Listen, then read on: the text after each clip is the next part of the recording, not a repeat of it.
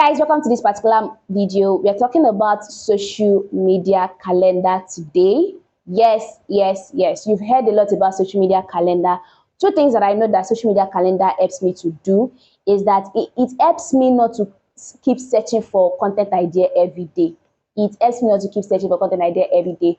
I already have a place where I can just pick what I want to create, I create it, and then I go by my day. It saves me time, it saves me stress. It's a good way to go with life.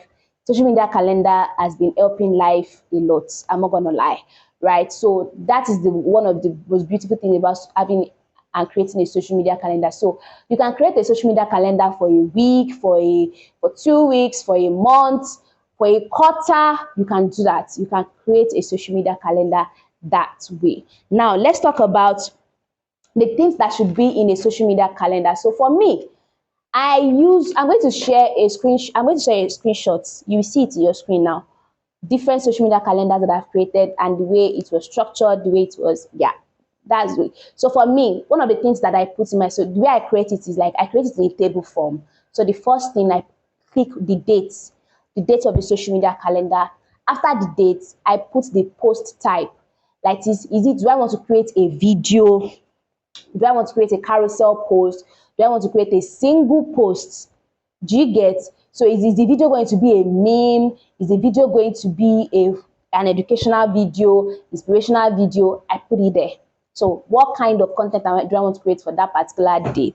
And then the next thing is the copy. What is going to be on it? On the flyer, what is going to be on the flyer? On the video, what is going to be on the video?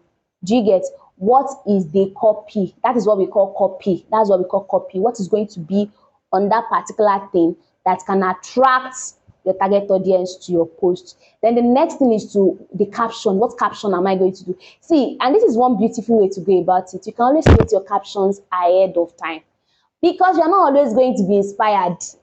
And that's true. And so you can always create your captions ahead of time. Then after I put the caption, I think the next thing that I always create is, okay, so if I say a video, what do I want the video to look like?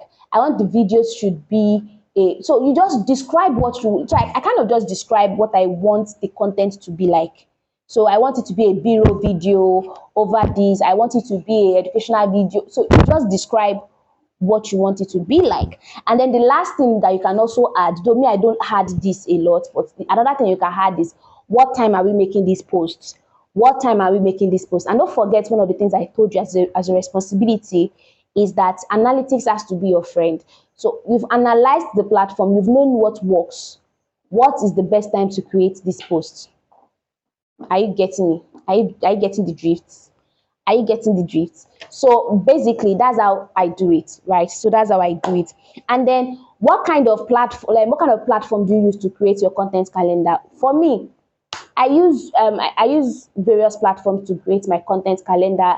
I use Google Documents a lot. You can use Google Sheets.